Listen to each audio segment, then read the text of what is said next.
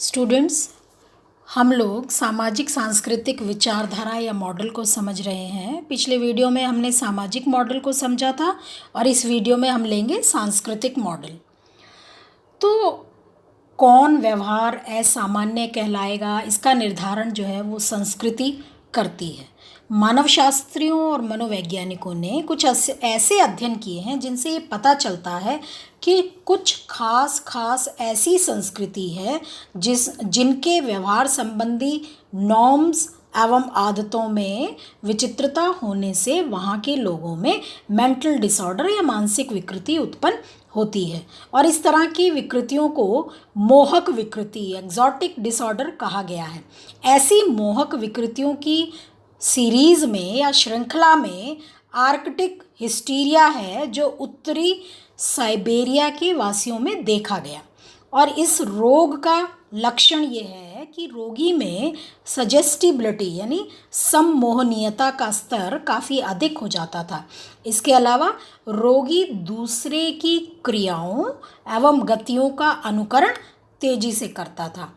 इसका कारण बताते हुए बोर्गोरास ने ये बताया कि यहाँ की संस्कृति में सुझाव ग्रहणशीलता यानी सजेस्टिबिलिटी जो है, उन गुणों की प्राथमिकता वहाँ पर दी जाती है।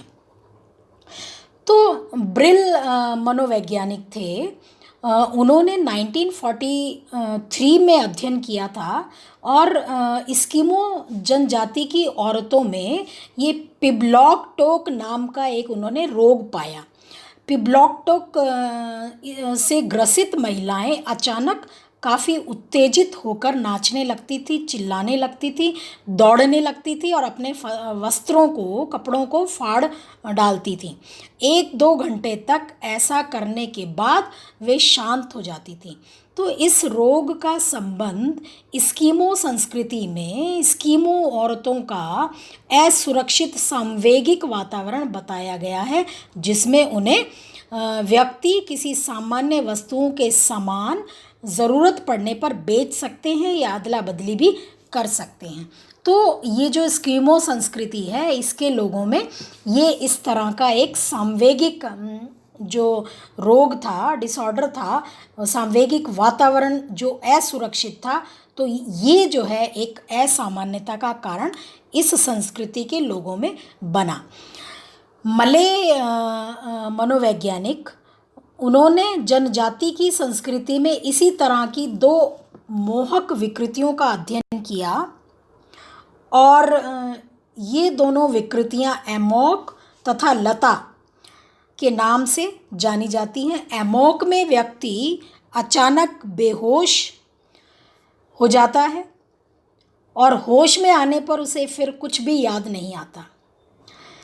लून मनोवैज्ञानिक थे। उन्होंने ये बताया कि एमोक का कारण मलायन संस्कृति के लोगों में संवेग की अभिव्यक्ति के अपूर्ण नियंत्रण को पसंद किया जाना है। और लता में महिलाएं इतनी डर जाती हैं कि उनके सामने जो कुछ भी किया जाता है उसे वे दोहराती जाती हैं, या उन्हें जो कुछ भी कहा जाता है डर से उसे बोल कर दोहराने लगती हैं। कभी कभी ऐसी महिलाएं गंदी से गंदी बातों को चिल्ला कर बोलने में भी शर्माती नहीं हैं। तो कहने का मतलब है कि इस रोग में संवेग की मात्रा इतनी तीव्र हो जाती है कि सभी सामान्य कार्य ठप हो जाते हैं। इसका कारण बताते हुए ये कहा गया कि माले संस्कृति में महिलाएं शर्मीली और दब्बू होती हैं, जिन्हें घर की 4 दीवारी के भीतर ही रहना अधिक अच्छा समझा जाता है या वो रहना पसंद करती हैं। वे बाहरी वातावरण की कठिनाइयों से सामना करने के योग्य नहीं रहती। तो लता उनके द्वारा इन कठिनाइयों से सामना करने के प्रति मात्र एक रिएक्शन है, एक प्रतिक्रिया है। लता नामक मानसिक रोग माले के अलावा जावा, सियाम, चीन एवं फिलीपींस जैसे देशों की संस्कृतियों में भी पाया जाता है। तो इस तरह से ये देखा जाता है कि अलग अलग संस्कृति के लोगों में अलग अलग तरह की मानसिक विकृतियां देखने को मिलती हैं।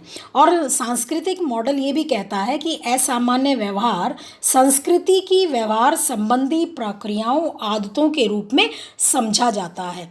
चूँकि एक संस्कृति की प्रक्रियाएं एवं आदतें दूसरी संस्कृति से भिन्न होती हैं, इसलिए एक संस्कृति से दूसरी संस्कृति में पाए जाने वाली एबनॉर्मलिटी या एबनॉर्मल बिहेवियर भी अलग अलग होते हैं। और परंतु भिन्न भिन्न संस्कृतियों में जो अध्ययन हुए उनसे ये स्पष्ट हुआ कि या इस बात का प्रमाण मिला कि एबनॉर्मल बिहेवियर का जो रूप है वो भिन्न भिन्न संस्कृतियों में भिन्न भिन्न ना होकर लगभग समान भी होता है।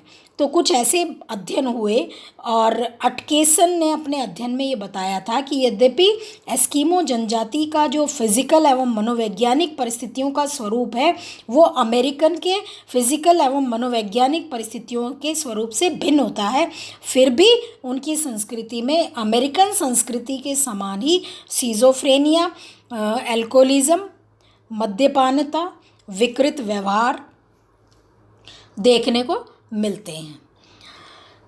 और ये अध्ययनों से ये स्पष्ट है कि किसी भी मानसिक रोग या एबनॉर्मल बिहेवियर के जो सतही लक्षण हैं वो भले ही संस्कृति द्वारा निर्धारित होते हों, परंतु विभिन्न समाज एवं संस्कृति में पाए जाने वाले सामान्य जैविक एवं मनोवैज्ञानिक प्रक्रियाएं ही मेन कारण हैं, मेन फैक्टर्स हैं जिनसे एबनॉर्मल बिहेवियर की व्याख्या हो पाती है। यही कारण है कि भिन्न भिन्न असमान संस्कृतियों में भी मानसिक विकृतियां या एबनॉर्मल बिहेवियर का स्वरूप समान होता है। तो जो सामाजिक सांस्कृतिक मॉडल है या विचारधारा है, इससे ये स्पष्ट है कि एबनॉर्मल बिहेवियर का कारण सिर्फ बायोलॉजिकल या साइकोलॉजिकल ही नहीं बल्कि सामाजिक वातावरण भी इसका कारण होता है, जिसमें व्यक्ति को पाला पोसा जाता है या जिसमें व्यक्ति जो है मैच्योर बनता है या वयस्क बनता है। और सामाजिक सांस्कृतिक विचारधारा की मान्यता का परिणाम यह है कि मनोवैज्ञानिक, मनोचिकित्सकों एवं सामाजिक कार्यकर्ताओं का ध्यान सामाजिक परिस्थितियों के उत्थान की ओर अधिक गया है ताकि एबनॉर्मल बिहेवियर की उत्पत्ति और उसके फैलाव पर नियंत्रण लगाया जा सके। तो इस तरह से हम देखते हैं कि एबनॉर्मल बिहेवियर की व्याख्या बायोलॉजिकल मॉडल, साइकोलॉजिकल मॉडल तथा सोशियो कल्चरल मॉडल द्वारा अपने अपने दृष्टिकोण से अलग अलग ढंग से की गई है।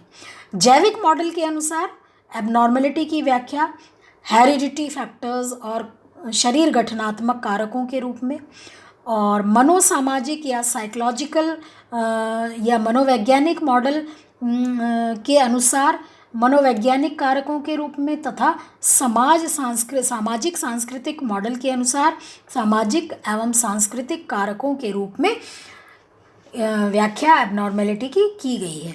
लेकिन आजकल के मनोवैज्ञानिकों और मनोचिकित्सकों का ये विचार है कि इनमें से तीनों मॉडल की व्याख्या अपने आप में अधूरी है।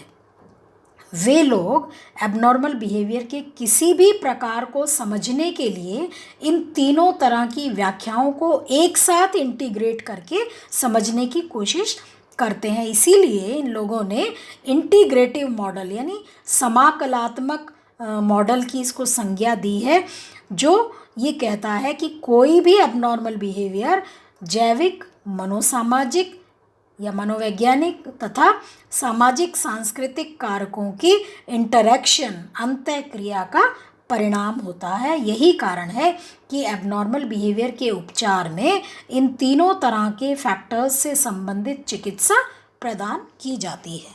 तो इस तरह से हम ये जो सांस्कृतिक मॉडल है, सामाजिक सांस्कृतिक मॉडल, वो हमारा कंप्लीट हुआ। और इसके साथ साथ हमारा जो सेकंड चैप्टर था कॉजेज़ ऑफ एबनॉर्मेलिटी, जिसमें हमने कारकों को पढ़ा, जिसमें हमने विचारधाराएं पढ़ी, जिसमें हमने डायथीसिस मॉडल को पढ़ा, और इस तरह से ये हमारा जो सेकंड चैप्टर है वो इस वीडियो के माध्यम से हमारा कंप्लीट होता है।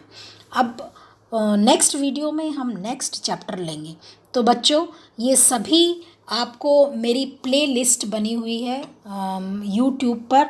आप सभी कोई भी सिलेबस के अकॉर्डिंग पूरी मेरी कैटलॉग के अकॉर्डिंग जो है चल रहा है पूरा वीडियोस। तो आप स्टार्टिंग से लेकर प्ले लिस्ट पर जाएं यूट्यूब पर, रीना शक्तावत के नाम से सर्च करें, या BA पार्ट 2 जो आपका चैनल बना हुआ है उसके नाम से आप सर्च करें, तो उसमें आपको फर्स्ट चैप्टर सेकंड चैप्टर के टोटल कंप्लीट जो वीडियोस हैं वो आपको पूरे के पूरे इसमें मिलेंगे यूट्यूब पर। और आप सभी कृपया इनको सुने और अपने नोट्स बनाएं।